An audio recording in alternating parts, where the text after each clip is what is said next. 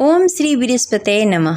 आप सभी का स्वागत है गर्मा वॉइस चैनल में। आप सभी को रक्षाबंधन की हार्दिक शुभकामनाएं। आज सावन की पूर्णिमा है। आज बृहस्पतिवार भी है। बृहस्पतिवार के दिन जो भी व्यक्ति पूरी श्रद्धा और भक्ति के साथ बृहस्पति देव की पूजा आराधना करता है या कथा सुनता है या दूसरे को सुनाता है, उसकी सारी मनोकामनाएं पूर्ण होती है और भगवान बृहस्पति देव की उस पर कृपा बनी रहती है। चलिए सुनते हैं बृहस्पतिवार व्रत कथा। कथा शुरू करने से पहले कमेंट बॉक्स में लिखें जय हरि विष्णु। पौराणिक कथा के अनुसार प्राचीन समय की बात है। भारतवर्ष में एक राजा राज्य करता था। वो बड़ा ही प्रतापी और दानी था। वह नित्य प्रति मंदिर में भगवत दर्शन करने के लिए जाता और ब्राह्मणों और गुरु की सेवा किया करता। उसके द्वार से कोई भी याचक निराश होकर नहीं लौटता। वह प्रत्येक गुरुवार को व्रत रखता एवं पूजन करता, गरीबों की सहायता करता। परंतु यह सब बातें उसकी रानी को बिल्कुल अच्छी नहीं लगती थी। वह न तो व्रत करती और न ही किसी को एक भी पैसा दान में देती थी। वह राजा से भी ऐसा करने को मना किया करती थी। एक समय की बात है, राजा शिकार खेलने के लिए वन को चले गए। घर पर रानी और दासी थी। उस समय गुरु बृहस्पति साधु का रूप धारण करके राजा के दरवाजे पर भिक्षा मांगने के लिए आए। साधु ने रानी से भिक्षा मांगी तो वह कहने लगी, हे साधु महाराज, मैं इस दान पुण्य से तंग आ गई हूँ। इस कार्य के लिए तो मेरे पति ही बहुत हैं। अब आप ऐसी कृपा करें कि सारा धन नष्ट हो जाए तथा मैं आराम से रह सकूं। साधु रूपी बृहस्पति देव ने कहा, हे देवी, तुम तो बड़ी ही विचित्र हो। संतान और धन से कोई दुखी नहीं होता, इसको सभी चाहते हैं। पापी भी धन और पुत्र की इच्छा करता है। अगर तुम्हारे पास धन अधिक है तो भूखे मनुष्यों को भोजन करवाओ, प्याव लगवाओ, ब्राह्मणों को दान दो, धर्मशाला बनवाओ, कुआं, तालाब, बावड़ी, बाग, बगीचे आदि का निर्माण कराओ तथा निर्धन कुंवारी कन्याओं का विवाह करवाओ। साथ ही यज्ञ करो। इस प्रकार के कर्मों से आपके कुल का और आपका नाम परलोक में भी सार्थक होगा एवं तुम्हें स्वर्ग की प्राप्ति होगी। परंतु रानी साधु की इन बातों से खुश नहीं हुई। उसने कहा, हे साधु महाराज, मुझे ऐसी धन की आवश्यकता नहीं है जिसे मैं अन्य लोगों को दान में देती फिरूं, जिसको रखने और संभालने में भी मेरा सारा वक्त निकल जाए। साधु ने कहा, हे देवी, यदि तुम्हारी ऐसी ही इच्छा है तो जैसा मैं तुम्हें बताता हूँ वैसा करना। बृहस्पतिवार के दिन आंगन को गोबर से लीपना और अपने केशों को पीली मिट्टी से धोना। केशों को धोते समय स्नान करना। राजा से कहना कि वो हजामत कराए। भोजन में मांस मदिरा खाना। कपड़े धोबी को धोने के लिए देना। इस प्रकार 7 बृहस्पतिवार को करने से तुम्हारा सारा धन नष्ट हो जाएगा। यह कहकर साधु महाराज रूपी बृहस्पति देव अंतर्ध्यान हो गए। रानी ने साधु के कहने के अनुसार 7 बृहस्पतिवार तक वैसा ही करने का विचार किया। साधु के बताए हुए कार्य करते हुए केवल 3 ही बृहस्पतिवार बीते कि उसकी सारी संपत्ति नष्ट हो गई। भोजन के लिए भी 2 समय परिवार तरसने लगा तथा सांसारिक भोगों से दुखी रहने लगा। तब राजा रानी से कहने लगा कि हे रानी, तुम यहाँ पर रहो, मैं दूसरे देश जा रहा हूँ। क्योंकि यहाँ पर मुझे सभी मनुष्य जानते हैं, इसलिए मैं यहाँ कोई कार्य नहीं कर सकता। मैं अब परदेश जा रहा हूँ, वहाँ कोई काम धंधा करूँगा, शायद हमारे भाग्य बदल जाए। ऐसा कहकर राजा परदेश को चला गया। वो वहाँ जंगल से लकड़ियाँ काट कर लाता और शहर में बेचता। इस तरह जीवन व्यतीत करने लगा।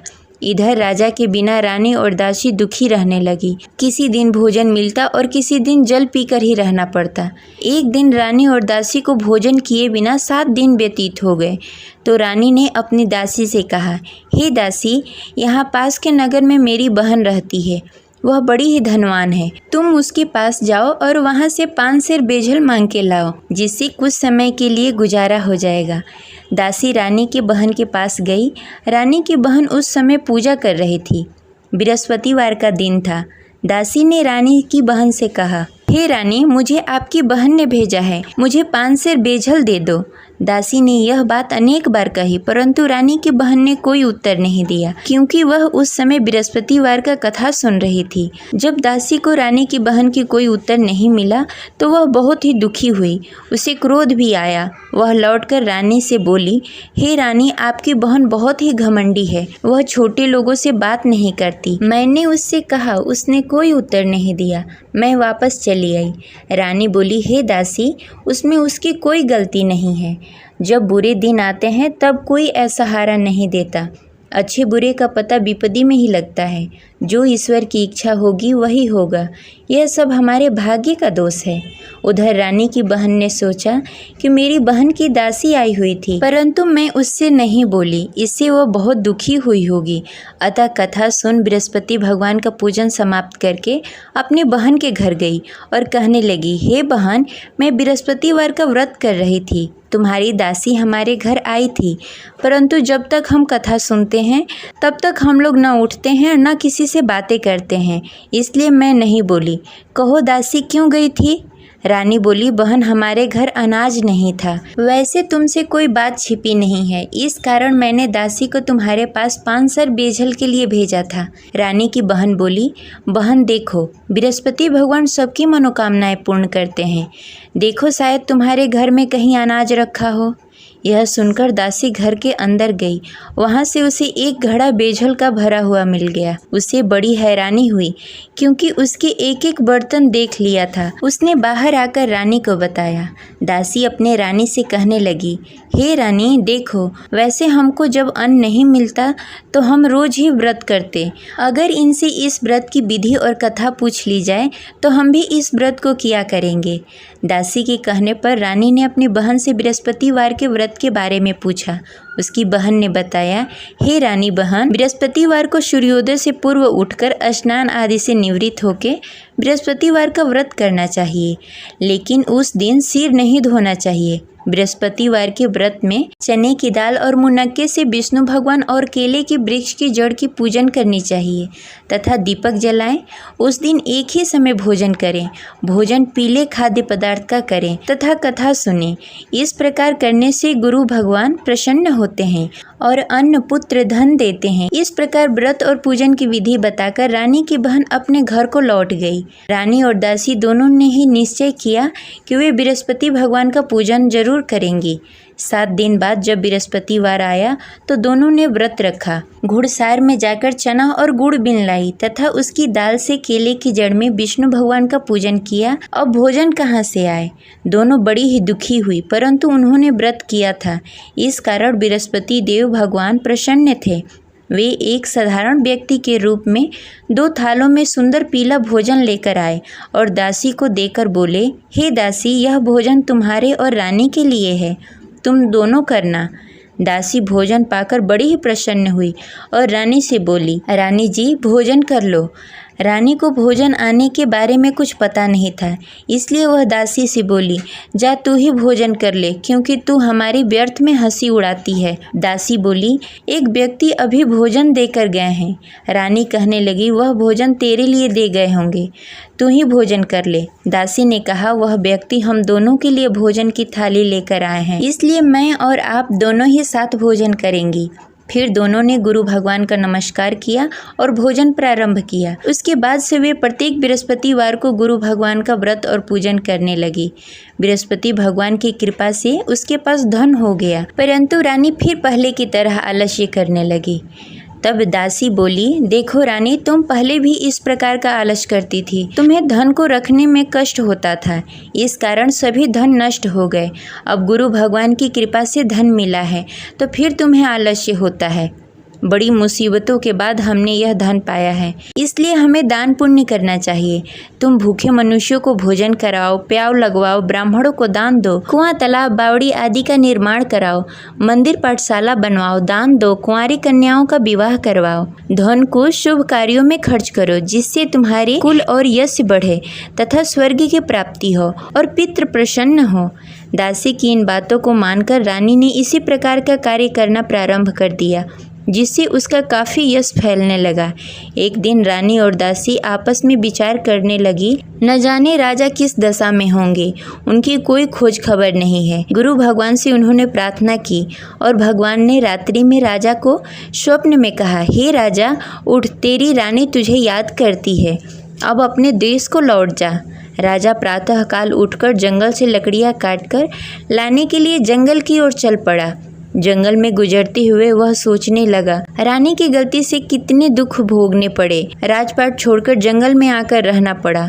जंगल में लकड़ियां काटकर उन्हें बेचकर गुजारा करना पड़ा। उसी समय उस जंगल में बृहस्पति देव साधु के रूप में प्रकट हुए और राजा से पूछने लगे, हे लकड़हारे, तू इस सुनसान जंगल में किस चिंता में बैठा है, मुझे बताओ। यह सुनकर राजा के नेत्रों में जल भर आया और साधु की वंदना कर बोला, हे प्रभु, आप सब कुछ जानते हैं। इतना कहकर राजा ने साधु को अपनी संपूर्ण कहानी सुनाई। महात्मा तो स्वभाव से ही दयालु होते हैं। वे राजा से बोले, हे राजा, तुम्हारी रानी ने बृहस्पति देव के प्रति अपराध किया था, जिसके कारण तुम्हारी यह दशा हुई। अब तुम किसी प्रकार की चिंता मत करो, भगवान तुम्हें पहले से भी अधिक धन देंगे। देखो, तुम्हारी पत्नी ने बृहस्पतिवार का व्रत करना प्रारंभ कर दिया है। अब तुम भी बृहस्पतिवार के दिन व्रत रखो। चने की दाल और गुड़ जल के लोटे में डालकर केले के पत्ते में विष्णु भगवान का पूजन करो। फिर कथा कहो या सुनो, भगवान तुम्हारी सब मनोकामनाएं पूर्ण करेंगे। साधु को प्रसन्न देखकर राजा बोला, हे प्रभु, मुझे लकड़ी बेचकर इतना पैसा भी नहीं बचता जिससे भोजन करने के उपरांत कुछ बचा सकूं। मैंने रात्रि में अपनी रानी को व्याकुल देखा। मेरे पास कोई साधन नहीं जिससे समाचार जान सकूं। फिर मैं बृहस्पतिवार की कौन सी कहानी कहूँ या सुनूं? मुझको तो कुछ भी मालूम नहीं है। साधु ने कहा, हे राजा, तुम किसी बात की चिंता मत करो। बृहस्पतिवार के दिन तुम रोजाना की तरह लकड़ियाँ लेकर शहर जाओ। तुम्हें रोज से दुगना धन प्राप्त होगा, जिससे तुम भली भांति भोजन कर लोगे तथा बृहस्पति देव की पूजा सामग्री भी लेकर आओगे। बृहस्पति देव की कथा इस प्रकार है। प्राचीन काल में एक बहुत ही निर्धन ब्राह्मण था। उसके घर में कोई संतान नहीं थी। वह नित्य प्रति पूजा पाठ करता, परंतु उसकी स्त्री बहुत ही मलिनता के साथ रहती। वह न स्नान करती, न ही किसी देवता का पूजन करती। प्रातःकाल उठते ही सर्वप्रथम भोजन करती, बाद में कोई अन्य कार्य करती। ब्राह्मण देवता बहुत ही दुखी रहते थे। पत्नी को बहुत समझाते, किंतु उसका कोई परिणाम नहीं निकलता। भगवान की अनुकंपा से एक समय ब्राह्मण की पत्नी गर्भवती हुई और 10वें महीने एक सुंदर कन्या को जन्म दिया। निर्धन ब्राह्मण कन्या के जन्म से बहुत दुखी हुआ। धीरे धीरे ब्राह्मण की कन्या बड़ी होने लगी। बचपन से ही उस कन्या की रुचि भगवान विष्णु की पूजा में थी। वह प्रातः उठती, स्नान ध्यान करती, उसके बाद भगवान विष्णु की पूजा करती और मंदिर में जाती। बृहस्पतिवार को व्रत करके विधि विधान पूर्वक पूजा पाठ करती। पूजा पाठ के बाद वह पढ़ने के लिए पाठशाला जाती। घर से चलते समय वह मुट्ठी भर जौ साथ में लेकर जाती और पाठशाला के रास्ते में थोड़ी थोड़ी जौ गिराते जाती। जब पाठशाला से लौटकर आती, जौ के दाने सोने में बदल जाते। लड़की सभी सोने के दाने बीन लाती। एक दिन जब वह सोने के दानों को साफ कर रही थी, तो उसकी माँ ने कहा, बेटी, सोने के दाने साफ करने के लिए सोने का सूप भी होना चाहिए। अगले दिन बृहस्पतिवार था। उसने भगवान बृहस्पति देव की पूजा करते हुए प्रार्थना की, हे भगवान, यदि मैंने आपका व्रत विधि विधान से किया हो तो मुझे सोने का सूप दे दो। भगवान बृहस्पति देव ने उसकी मनोकामना पूरी करने का वचन दिया। पाठशाला से लौटते समय उसने रास्ते में सोने का सूप पड़ा हुआ मिला। घर लौटकर सोने का सूप अपनी माँ को दिखाकर वह सोने के दाने साफ करने लगी। उसी समय नगर का राजकुमार उसके घर के पास से गुजर रहा था। उस सुंदर लड़की को सोने के सूप में जौ साफ करते देख राजकुमार उस पर मोहित हो गया। राजकुमार ने अपने पिता से उस लड़की से विवाह करने की इच्छा प्रकट की। तो राजा ने ब्राह्मण को महल में बुलाकर राजकुमार से उसकी लड़की के विवाह की बात कही। ब्राह्मण तैयार हो गया। धूमधाम से उस लड़की का विवाह राजकुमार से हो गया। दुल्हन बनकर ब्राह्मण की लड़की महल में चली गई। लड़की के चले जाने से ब्राह्मण फिर से निर्धन हो गया। उसे कई कई दिनों तक बिना भोजन के रहना पड़ा। बहुत दुखी होकर ब्राह्मण एक दिन अपनी लड़की के पास गया। अपने पिता से निर्धनता का समाचार सुनकर उसे बहुत सारा धन देकर पिता को विदा किया। उस धन से ब्राह्मण का कुछ दिनों तक आराम से गुजारा हुआ, लेकिन जल्द ही फिर भूखों मरने की हालत हो गई। ब्राह्मण अपनी लड़की से धन लेने के लिए फिर महल में पहुंचा। लड़की ने पिता की बुरी हालत देखकर कहा, पिताजी, आखिर आप कब तक मुझसे धन लेकर जीवन व्यतीत करेंगे? आप कोई ऐसा उपाय क्यों नहीं करते जिससे आपका घर धन धान से भर जाए? ब्राह्मण ने कहा, मैंने तेरी माँ को बहुत समझाने की कोशिश की, पर उसकी समझ में कुछ नहीं आता। उसकी फुहरता नष्ट हो तब तो घर की निर्धनता दूर हो। तब कुछ सोचकर लड़की ने पिता से कहा, पिताजी, आप कुछ दिनों के लिए माँ को मेरे पास छोड़ जाओ। तब कुछ सोचकर ब्राह्मण ने पत्नी को लड़की के पास महल में छोड़ दिया। लड़की ने अपनी माँ से कहा, माँ तुम कल प्रातः उठकर स्नान आदि करके भगवान विष्णु की पूजा करना। पूजा करने से तुम्हारी निर्धनता अवश्य दूर हो जाएगी। लेकिन उसकी माँ ने उसकी कोई बात नहीं मानी। तब क्रोधित होकर लड़की ने अपनी माँ को एक कक्ष में बंद कर दिया। सूर्योदय के समय माँ को उठाकर जबरदस्ती उसे स्नान आदि करवाया। फिर मंदिर में ले जाकर भगवान बृहस्पति देव की पूजा करवाई। कुछ दिनों तक ऐसा करने से माँ की बुद्धि में कुछ परिवर्तन हुआ और वह स्वयं बृहस्पतिवार का व्रत रखने लगी। उसके व्रत करने से ब्राह्मण के घर की निर्धनता दूर हो गई और भगवान विष्णु की अनुकंपा हुई और दोनों पति पत्नी धन संपत्ति पाकर आनंद पूर्वक जीवन व्यतीत करते हुए विष्णु धाम को चले गए। लकड़हारा बने राजा ने उस साधु से भगवान विष्णु देव की यह कथा सुनकर बृहस्पतिवार का व्रत करना शुरू कर दिया और भगवान विष्णु की पूजा करने लगा। उस दिन से उसके सभी क्लेश दूर हो गए। लेकिन अगले बृहस्पतिवार को कामकाज में अधिक व्यस्त होने के कारण उसने भगवान बृहस्पति देव का व्रत नहीं किया। भगवान बृहस्पति देव लकड़हारे से क्रोधित हो गए और उसे भूल की सजा दी। उस दिन नगर के राजा ने नगर में घोषणा करके सबको सूचित किया कि प्रत्येक नागरिक मेरे महल में भोजन करने आए। जो नहीं आएगा उसे अपराधी मानकर भारी दंड दिया जाएगा। लकड़हारा बने राजा ने उस नगर के राजा की घोषणा तो सुनी, लेकिन जंगल से लकड़ी काटकर लाने और उसे बेचने में देरी हो जाने के कारण वह समय पर महल में भोजन करने नहीं पहुंच सका। अतः राजा के सैनिक लकड़हारे को पकड़कर महल में ले गए। राजा ने उसे महल के एक कक्ष में बैठाकर भोजन कराया। उस कक्ष में एक खुट्टी पर रानी का सोने का हार लटका हुआ था। लकड़हारा अकेला उस कक्ष में भोजन कर रहा था।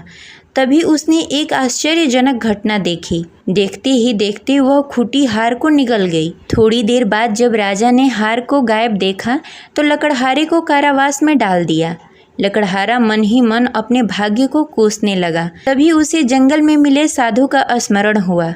थोड़ी देर में भगवान बृहस्पति देव सन्यासी के रूप में उसके सामने प्रकट हुए और कहा, हे लकड़हारे, तूने भगवान बृहस्पति देव की पूजा नहीं की, इसी कारण तुम्हें कष्ट हो रहा है। लेकिन अब चिंता मत करो, बृहस्पतिवार के दिन कारागार के दरवाजे पर तुम्हें कुछ पैसे पड़े हुए मिलेंगे। उन पैसों से भगवान बृहस्पति देव का व्रत करके उनकी पूजा करोगे तो तुम्हारे सारे दुख दूर हो जाएंगे। फिर बृहस्पतिवार के दिन दरवाजे पर पड़े पैसे राजा को मिले, जिससे उसने चने की दाल, गुड़, मुनक्का मंगाकर भगवान बृहस्पति देव की कथा कही और व्रत किया, जिससे भगवान बृहस्पति देव प्रसन्न होकर उस नगर के राजा को स्वप्न में लकड़हारे को मुक्त करने को कहा। सुबह राजा ने आकर अपने कक्ष में देखा कि खूंटी पर हार टंगा हुआ है।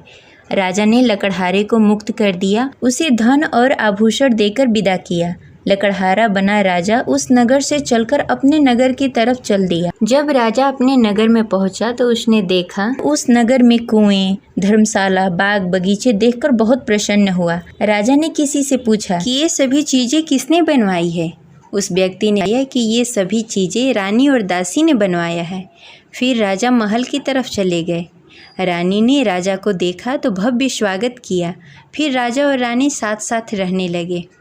फिर कुछ दिनों के बाद बृहस्पति देव की कृपा से राजा और रानी को पुत्र प्राप्त हुआ और राजा और रानी इसी प्रकार भगवान बृहस्पति देव का पूजा अर्चना करते रहे और सुखी जीवन व्यतीत करते रहे। बृहस्पति देव सभी की मनोकामनाएं पूर्ण करते हैं। जो भी व्यक्ति बृहस्पतिवार के दिन पूरी श्रद्धा और भक्ति के साथ बृहस्पति देव की पूजा अर्चना करता है तथा व्रत का पालन करता है और कथा पढ़ता है या सुनता है या किसी और को सुनाता है, उनकी सभी मनोकामनाएं बृहस्पति देव पूर्ण करते हैं। जिस प्रकार बृहस्पति देव ने राजा और रानी की मनोकामनाएं पूर्ण की, उसी प्रकार बृहस्पति देव सभी की मनोकामनाएं पूर्ण करते हैं। जय बृहस्पति देव।